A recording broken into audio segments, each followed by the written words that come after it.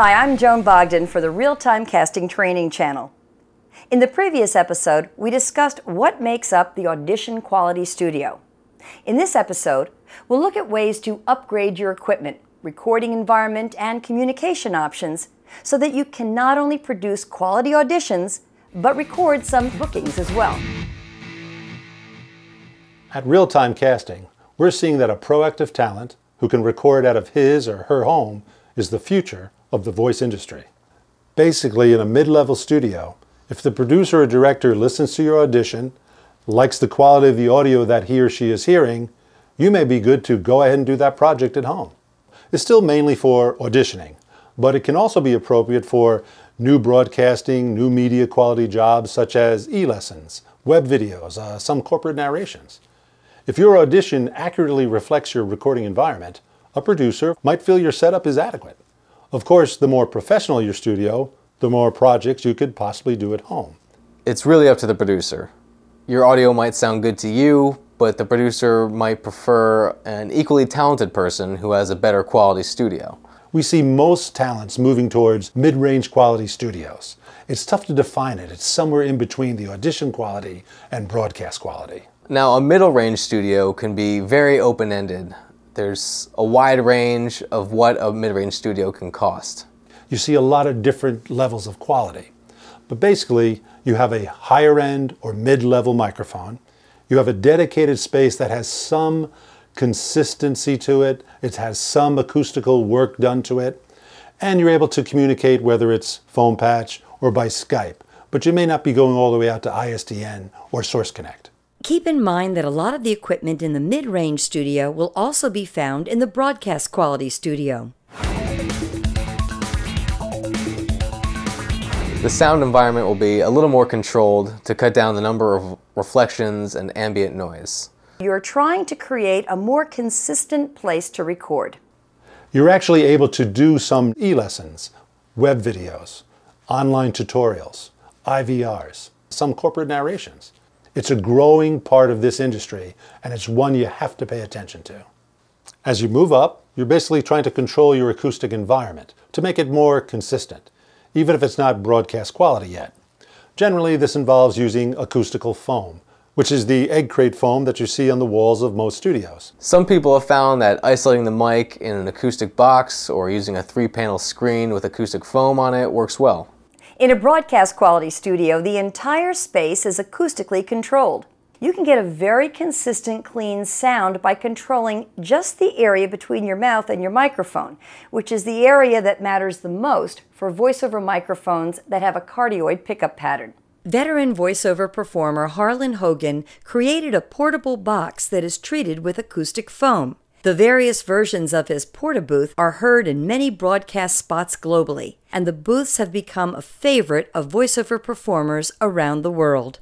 This is the PORTA-BOOTH Pro, and right now mine is sitting on top of a boom microphone stand. As you can see, it's got plenty of space for a microphone and a pop filter, your copy, and HARLAN even gives you a little copy light. Now, the PORTA-BOOTH is not only great for your home studio, but it can also be used to get quality sound while you're traveling. And in fact, the entire box breaks down and fits right in this travel case. So how does a PORTA-BOOTH recording sound? Well, here's a sample of a script recorded on the Rode NT2A, placed in the middle of a small bedroom, and placed in the PORTA-BOOTH Pro. From the State House to the classroom, from the conference table to the kitchen table, join us. Let's get to an educated state. From the State House to the classroom, from the conference table to the kitchen table, join us. Let's get to an educated state. Notice that the PORTA-BOOTH actually seems to enhance the sound of the mic itself. The biggest upgrade is the microphone. Instead of a USB mic, now you'll definitely want an XLR microphone. And you can get a quality professional mic from anywhere from $400 to $800. Of course, you'll need an audio interface now. Upgrading from a USB mic to an XLR condenser microphone will give you more dynamic range so that you're capturing more of the nuances in your voice.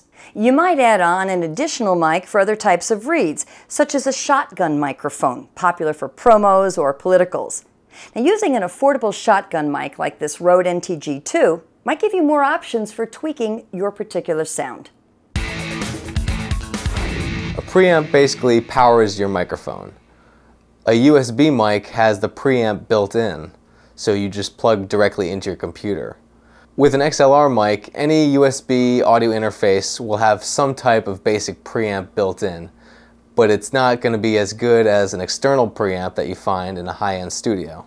The more basic audio interfaces are 16-bit. Better quality interfaces are 24-bit, such as the MicPort Pro, which is a broadcast quality preamp. And remember, the better the preamp, the better your microphone will sound.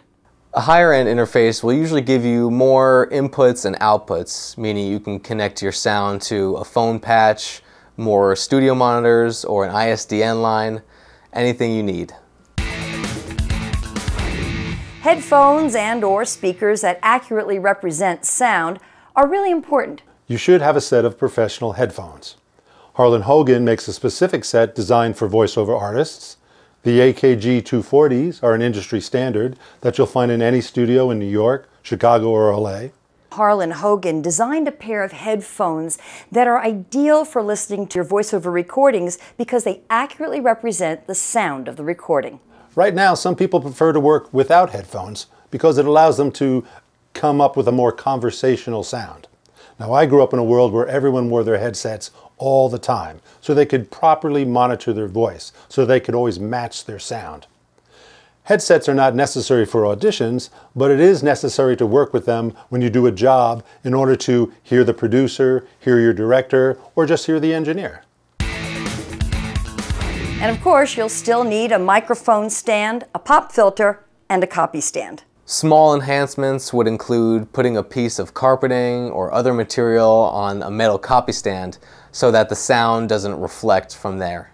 The computer and recording software you use will be basically the same as in an audition quality studio. But if fan noise is a problem, you might think about upgrading to a quieter laptop or desktop. For bookings recorded at home, you might get telephone direction from the producer beforehand. So you will also have the chance to ask about pronunciations or any other questions you might have about the script or the read. The producers send you the script with some simple direction. You record it, and then you send it back or upload it to an FTP site. The project is self-directed, and they may say something as simple as, okay, do one slow, medium, and fast. A phone patch is part of a professional setup. But there are a few ways that voices are getting around it for a mid-range studio without having to purchase a phone patch. They leave their cell phones open for the producer to monitor and listen to the recording, and the producer trusts that what's going into your microphone is of better quality. During a booking, you can use your cell phone or Skype as a simple phone patch, although it's best to use Skype on a separate device, such as an iPad, so your recording is not compromised by other programs running in the background. For bookings, the producer will probably request an uncompressed file format, such as a WAV or an AIF file. So you need to be able to upload large files to the client's FTP site, or send them via a file sending service or a link to a secure online cloud storage account, such as Dropbox. In the next episode, we'll look at the studio with all the bells and whistles, the broadcast quality studio. So I'll see you then.